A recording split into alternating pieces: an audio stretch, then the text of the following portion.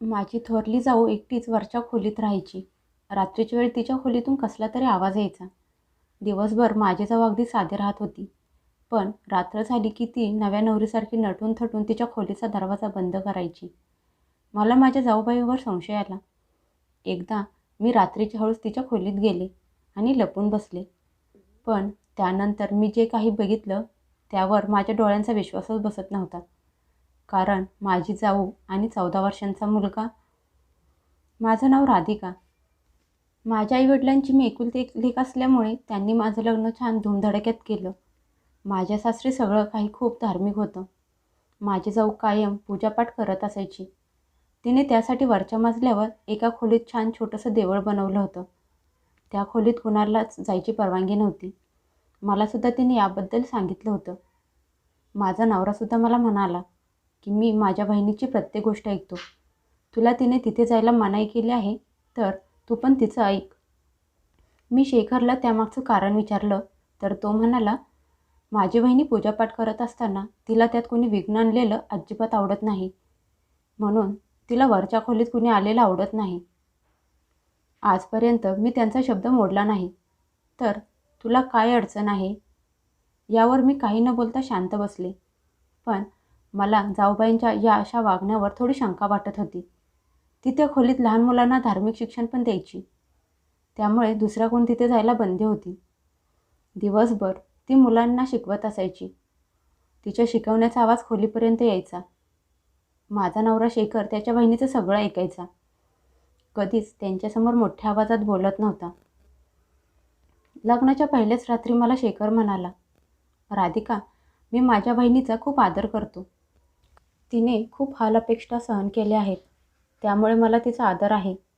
तू सुद्धा तिला कधी त्रास देऊ नकोस. माझ्यासाठी माझ्या बहिणीने तिची जवानी बर्बाद केली. माझ्या बाबांच्या मृत्यूनंतर माझा दादा आणि बहिणीने माझा सांभाळ केला. मला शिकवलं. माझा दादा मेल्यानंतर मी बहिणीला वचन दिलं की तिला कधीच कशाची कमी पडू देणार नाही. माझ्या बहिणीनं माझ्यासाठी दुसरं लग्न पण केलं नाही. हे सगळं ऐकून मी शेखरला सांगितलं की मी कधीच बहिणीला त्रास देणार नाही. मी विचार केला की ती इतकी साधीभोळी आणि धार्मिक बाई मला काय त्रास देणार. माझी जाऊ खूप छान होती. तिचा आवाज पण मृदू होता आणि ती हळूवार बोलत असायची. मला ती कधीच रागात किंवा मोठ्या आवाजात बोलताना दिसत नव्हती. पण एकदा मला तिचं वागणं थोडं विचित्र वाटलं. मला तिनं सांगितलं की ती कमी वयाची असतानाच तिचं लग्न झालं. तिचा नवरा मेल्यानंतर तिने खूप कष्टात दिवस काढले. शेखर 15 वर्षाचा असतानाच त्याचे वडील वारले. वरची खोली त्यांनी भाड्याने दिली होती. ज्या मुलांना माझी जाऊबाई शिकवत होती त्यांचे आईवडील स्वखुशीने तिला काही पैसे देत होते. त्यातच ती घरखर्च भागवत होती. आता माझ्या नवऱ्याला नोकरी लागली होती. त्यामुळे तिला थोडा आधार मिळत होता. शेखरला नोकरी लागल्यावर वहिनीने वरचे भाडेकरू काढून टाकले आणि मुलांची संख्या वाढून तिथे शिकवायला सुरुवात केली. मला फक्त राहून राहून एकच प्रश्न पडायचा की माझी जाऊ रात्री वरच्या खोलीत एकटी का राहत असेल. कारण खाली अजून खोल्या होत्या. शिवाय सगळ्या सुखसुविधा खालीच होत्या. तरी पण माझी जाऊबाई दिवसा आणि रात्री आमच्यासोबत जेवत असायची. पण बाकीचा वेळ ती वरच्या खोलीत असायची. एकदा चहा पिता पिता मी तिला विचारलं, तुम्ही पूर्ण वेळ तर मुलांना शिकवण्यात घालवता. त्यापेक्षा तुम्ही त्यांना एक वेळ शिकवा. म्हणजे तुम्हाला पण थोडा आराम मिळेल. पण त्यावर त्यांनी जे उत्तर दिलं ते मला विचित्र वाटलं. ती म्हणाली, तुला हे आत्ता समजणार नाही. तू याला माझा नाईलाज समजू शकतेस. मला हे थोडं विचित्र वाटलं की मुलांना शिकवायचं म्हणजे त्यात नाईलाज काय आहे. एकदा अशी घटना घडली की माझा तिच्यावरचा संशय अजूनच वाढला. एकदा आमच्या घरातली लाईट गेली आणि 2-3 तास आलीच नाही.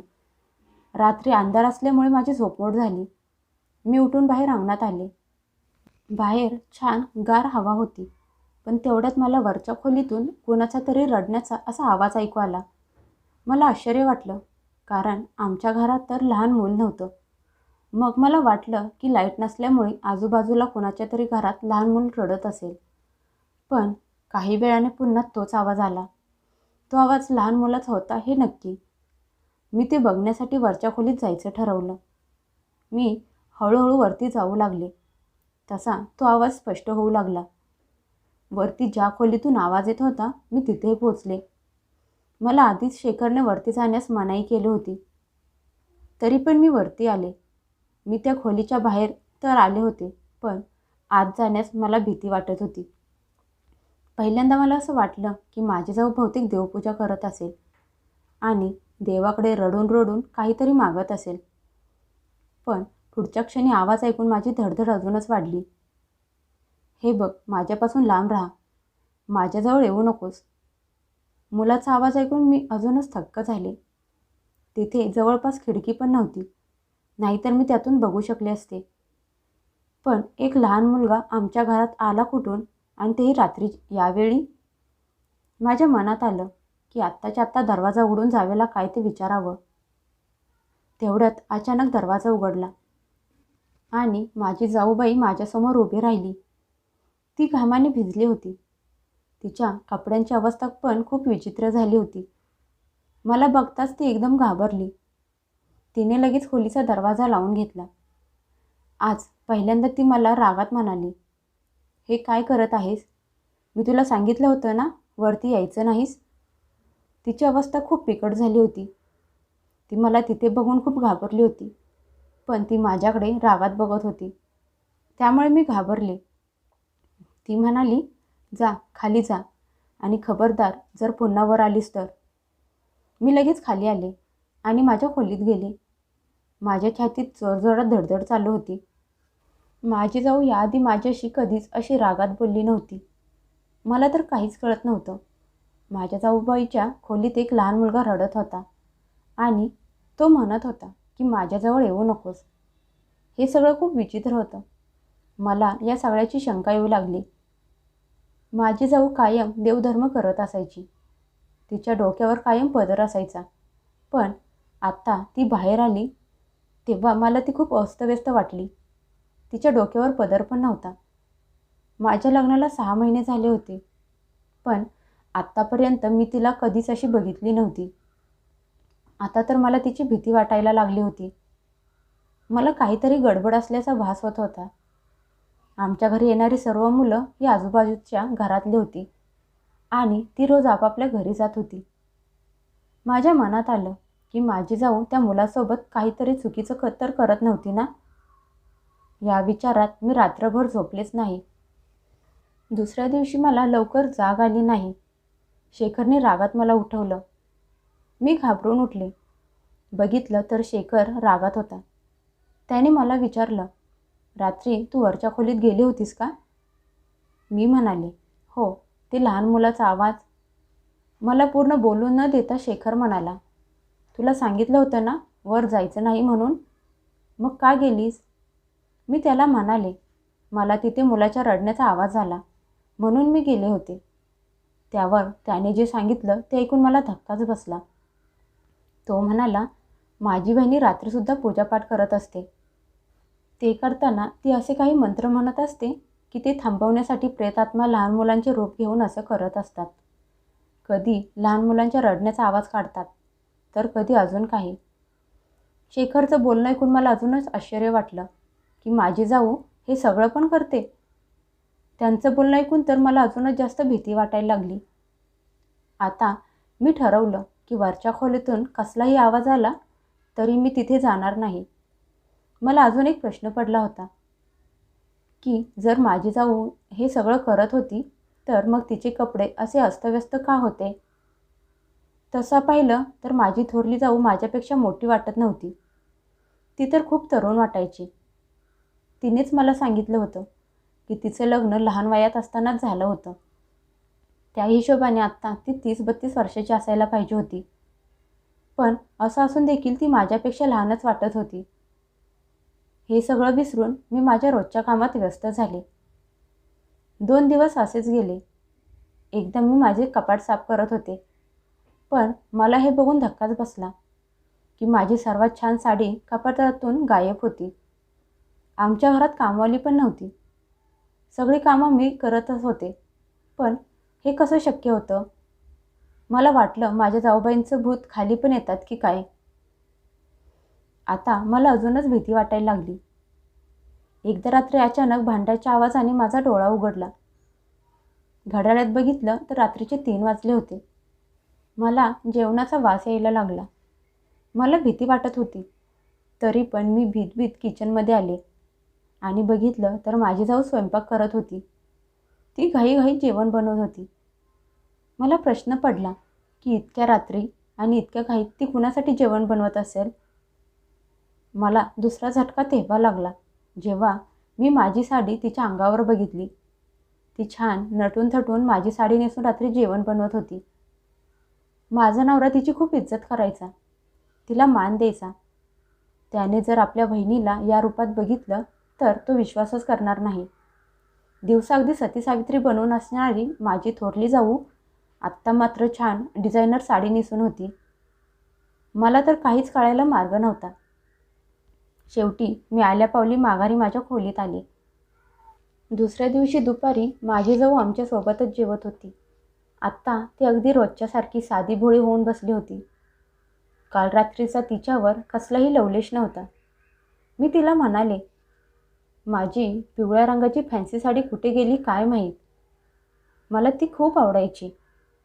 कालपासून गायब आहे. कोण घेऊन गेलं काय माहीत. हे ऐकून ती थोडी चक्रावली आणि म्हणाली, असेल तिथेच कुठेतरी. कपाटात नीट बघ. बाहेरचं कोणी आपल्या घरात येत नाही. तूच ठेवताना विसरली असशील. मी म्हणाले, मी सगळीकडे शोधलं पण सापडली नाही. बहुतेक ते भूत येऊन घेऊन गेलं असेल, ज्याचा परवा रात्री मी आवाज ऐकला होता.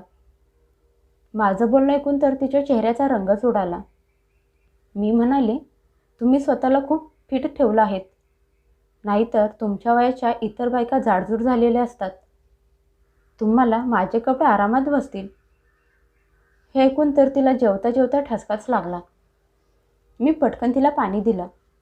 पाणी पिऊन तिने जेवण अर्धवट सोडलं आणि ती तिच्या खोलीत निघून गेली. आता मला समजलं की इथे काहीतरी वेगळीच गडबड आहे. काहीतरी रहस्य नक्कीच आहे. मी ठरवलं की यामागचं सत्य मी शोधून काढणार. संध्याकाळी मी जेव्हा कपाट बघितलं तर माझी ती साडी पुन्हा आहे तशी हँगरला अडकवलेली होती. पण गडबडीत ठेवल्यामुळे ती नीट ठेवली गेली नव्हती. मला प्रश्न पडला की दिवसा इतकी साधी राहणारी माझी थोरली जाऊ रात्री एवढी कुणासाठी तयार होत असेल. रात्र झाल्यावर मी वरती जायचं ठरवलं. शेखर झोपल्यावर मी हळूच वरती आले. पण यावेळी समोरचं दृश्य बघून तर मला धक्काच बसला. पुन्हा मला तोच लहान मुलाचा रडण्याचा आवाज आला. माझ्याजवळ येऊ नकोस. मला सोड. मला तुझी भीती वाटते. मी हळूच खोलीच्या दरवाजातून डोकून बघितलं तर माझा डोळ्यांवर माझा विश्वासच बसत नव्हता. कारण माझी थोरली जाऊ एका 14 वर्षाच्या मुलाला घेऊन. मी पटकन मागं सरकले. हा विचार करूनच माझ्या अंगावर काटा आला. मी तिचा अजूनच जास्ती तिरस्कार करू लागले. मला तर तिचं हे रूप बघवलं जात नव्हतं. मी बघितलं त्याने हे स्पष्ट होतं की माझी थोरली जाऊ एका 14 वर्षाच्या मुलासोबत नको ते कृत्य करून घेत होती. पण तिच्याकडे हा मुलगा आला कुठून. बहुतेक दिवसा तिच्याकडे शिकायला येणाऱ्या मुलातून ती एकाला लपवून ठेवत असेल आणि रात्री त्याच्याकडून. मी बघितलं तेव्हा त्या मुलाचे हातपाय बांधले होते आणि माझी जाऊ जबरदस्ती त्या मुलाकडून. मला तर हे सगळं बघून चक्कर यायला लागली होती. हे कसलं भयानक सत्य होतं. मी लगेच तिथून खाली आले आणि माझ्या खोलीत येऊन बेडवर बसले. तो लहान मुलगा केव्हापासून तिथे असेल काय माहीत. मला त्याच्यावर खूप दया आली. मला रडायला यायला लागलं आणि तो आवाज ऐकून शेखरला जाग आली. त्याने मला विचारलं, काय झालं राधिका, तू रडत का आहेस. तुला कोणी काही बोललं का.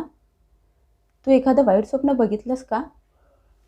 मला शेखरला काही सांगायचं नव्हतं कारण तो या सगळ्यांवर विश्वास करणार नाही. मी म्हणाले, काही नाही, माझं डोकं खूप दुखतंय. तो म्हणाला, राधिका, डोकं दुखतंय म्हणून एवढं रडायला काय झालं. आपण दवाखान्यात जाऊया का. आता मी त्याला काय सांगू की मी का रडत होते. मला त्या मुलाचा हाल बघवत नव्हते. मी शेखरला समजावून सांगितलं की मी डोकेदुखीची गोळी खाते आणि झोपते. मी गोळी खाल्ली आणि झोपले. शेखर माझं डोकं दाबत होता. मला कधी झोप लागली समजलंच नाही. सकाळी जेव्हा माझे डोळे उघडले तेव्हा माझ्यासमोर माझी थोरली जाऊबाई काहीतरी मंत्र म्हणत असताना मला दिसली. मी दचकून उठले. मला त्या बाईचा खूप तिरस्कार वाटत होता, कारण ही बाई दिवसा देवाधर्माच्या गोष्टी करत होती आणि रात्रीच्या वेळी असली घाणेरडी कामं करत होती, ते पण लहान मुलांसोबत. मला उठताना बघून शेखर म्हणाला, राधिका, आता कसं वाटतंय तुला? रात्री तू घाबरून उठली होतीस म्हणून वहिनी हनुमान चालीसा वाचत आहे. थोड्या वेळात तुला ठीक वाटेल. हे ऐकून मी शेखरकडे बघितलं.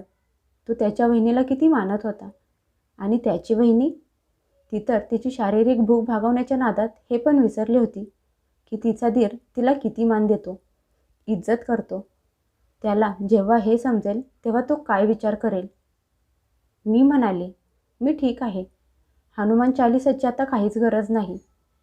मी आज ठरवलं होतं, मी माझ्या जावेचं रहस्य आज मी सगळ्यांच्या समोर आणणार. शेखर म्हणाला, तुझ्या काळजीत वहिनी केव्हापासून तुझ्या शेजारी बसून काही ना काहीतरी वाचत आहे आणि तुला त्यांची जरासुद्धा फिकीर नाही का? मी रागात म्हणाले, तुम्ही तुमच्या वहिनींचा असली चेहरा बघितला तर तुम्हीसुद्धा तिचा तिरस्कार कराल.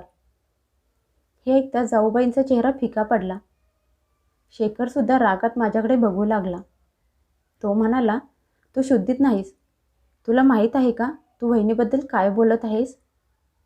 मी म्हणाले, हो, मी पूर्णपणे शुद्धीत आहे आणि मला चांगलंच माहीत आहे मी काय बोलत आहे ते. तुम्हाला माहीत नाही तुमची वहिनी किती निर्दयी आहे. हे ऐकता शेखरने फाडकन माझ्या कानाखाली वाजवली. तो म्हणाला, फालतूगिरी बंद कर आणि निघ इथून. बहिणीवर आरोप लावणारी तू आहेस तरी कोण? शेखर खूप रागात होता. त्याने रागात मला अजून मारण्यासाठी हात उचलला, पण तेवढ्यात जाऊबाईंनी त्याचा हात पकडला आणि म्हणाली, खबरदार जर राधिकावर हात उचलला तर. तिला एक समजत नाही, पण शेखर तू तरी समजूतदार आहेस ना? मी म्हणाले, मी हे सिद्ध करू शकते की तुमची वहिनी बंद खोलीत काय करत असते. हे ऐकून शेखर माझ्याजवळ आला आणि म्हणाला, इतक्या चांगल्या आणि सोज्वळ बहिणीला तू गुन्हेगार ठरवलंस. चल ठीक आहे, कर सिद्ध. जर सिद्ध नाही करू शकलीस तर गाठ माझ्याशी आहे. मी म्हणाले, ठीक आहे, चला माझ्यासोबत. मला काही भीती नव्हती, कारण मी काही लहान मुलगी नव्हते जी शेखरच्या धमकीला घाबरेल. मी रात्री माझ्या डोळ्यांनी एका लहान आणि लाचार मुलाला जाऊबाईंच्या खोलीत बघितलं होतं. मी शेखरला घेऊन वरच्या खोलीत निघाले. तेवढ्यात अचानक जाऊबाई आमच्या समोर येऊन उभी राहिली आणि म्हणाली, तुम्ही वरती नाही जाऊ शकत. मी म्हणाले, का नाही जाऊ शकत? तुम्हाला भीती वाटत आहे का की आता तुमचं भिंग फुटणार आहे? शेखर हे बघून आश्चर्यचकित झाला होता. जाऊ म्हणाली, तुम्हाला माझ्याबद्दल काय विचार करायचा आहे तो करा, पण मी तुम्हाला वर जाऊ देणार नाही. शेखर म्हणाला, काय झालं वहिनी? तू आजपर्यंत मला वरच्या खोलीत का जाऊ दिलं नाहीस? असं काय आहे त्या खोलीत? मला आज बघायचं आहे. त्याची वहिनी त्याला थांबवत होती, पण तो वरच्या खोलीत गेला आणि त्याने एक एक करून सगळ्या रूमची झडती घेतली. शेवटी त्याला एका रूममध्ये तो मुलगा भेटला. त्याचे हातपाय बांधले होते. त्याच्यासमोर खाणंपिणं आणि काही खेळणी पण ठेवली होती, पण तो एका कोपऱ्यात लपून बसला होता. आम्हा सगळ्यांना बघून तो आणखीनच घाबरला. मी म्हणाले, बघितलं का तुमच्या बहिणीचं कृत्य? तो किती घाबरला आहे बघा. माझं बोलणं ऐकून जाऊबाई रडायला लागली आणि म्हणाली, बस कर, माझ्यावर एवढ्या खालच्या पातळीचं जाऊन गलिच्छ आरोप करू नकोस. हा माझा मुलगा आहे, माझा स्वतःचा. हे ऐकताच मला धक्काच बसला. शेखरसुद्धा आश्चर्यचकित होऊन तिच्याकडे बघत होता. माझ्या जाऊबाईंचा मुलगा कुठून आला? ती म्हणाली, हा मुलगा मेंदूने दिव्यांग आहे, तो वेडा आहे. हे ऐकून आम्हा दोघांना धक्का बसला. माझी जाऊ रडत होती. मी आणि शेखरने सगळ्या खोल्या चेक केल्या, पण अजूनसुद्धा एक खोली शिल्लक होती, जी बंद होती. माझी जाऊ आली आणि तिने ती खोली उघडली. त्या खोलीत जो माणूस बसला होता त्याला बघून शेखर अचंबित झाला. समोर एक व्यक्ती खाटेवर झोपला होता. त्याला बघून शेखर धावत त्याच्याजवळ गेला आणि म्हणाला, दादा, तू जिवंत आहेस? हे ऐकून एकामागे एक झटके मला लागत होते. माझी जाऊ म्हणाली, हो शेखर, तुझा दादा अपघातात मेला नाही. त्याच्यावर खोटा खुनाचा आरोप लावला गेला. तो खून त्यांच्या मित्राने केला होता आणि बंदूक तुझ्या दादाच्या हातात दिली. तुमच्या दादाने ती बंदूक घेऊन फेकून दिली आणि पळून गेले. जर ते सापडले असते तर त्यांना फाशी झाली असती. 15 वर्षापूर्वी तुझे दादा मला भेटायला आले होते. त्यांनीच मला सांगितलं होतं की मी जिवंत आहे, हे कुणाला समजून देऊ नकोस. मग मी आणि तुझा दादा लपून छपून भेटत होतो. त्यानंतर मला दिवस गेले. मला भीती वाटत होती की ही गोष्ट तुम्हाला समजली तर, म्हणून मी माझ्या माहेरी निघून गेले. तिथे मी माझ्या मुलाला जन्म दिला. मी त्याला माझ्या बहिणीकडे दिला. पण आता मी त्याला माझ्याकडे घेऊन आले आहे. पण आता तो मला ओळखत नाही, मला घाबरतो. मी त्याला माझ्याजवळ घ्यायचा प्रयत्न केला तरी तो येत नाही. हा वेड आहे, त्यामुळेच त्याचे हातपाय बांधून ठेवावे लागतात. नाहीतर हा स्वतःला इजा करतो किंवा मग दरवाजा जोरजोरात वाजवतो. मला भीती वाटते की कुणाला काही समजलं तर, म्हणून मी रात्री वरती झोपते. त्यामुळेच मी तुमच्या दादासोबत थोडा वेळ पण घालवते. आणि ही गोष्ट मला कुणाला सांगायची नव्हती, कारण जर सगळ्यांना समजलं तर तुझ्या दादांना पोलीस पकडून नेतील. माझ्या जाऊबाईंच्या तोंडून सगळे सत्य ऐकून मलाच लाज वाटायला लागली. माझी जाऊ तर खूप हुशार होती, जिने आपल्या नवऱ्याला वाचवण्यासाठी किती त्रास सहन केला होता. माझ्या नवऱ्याने ते गाव सोडलं.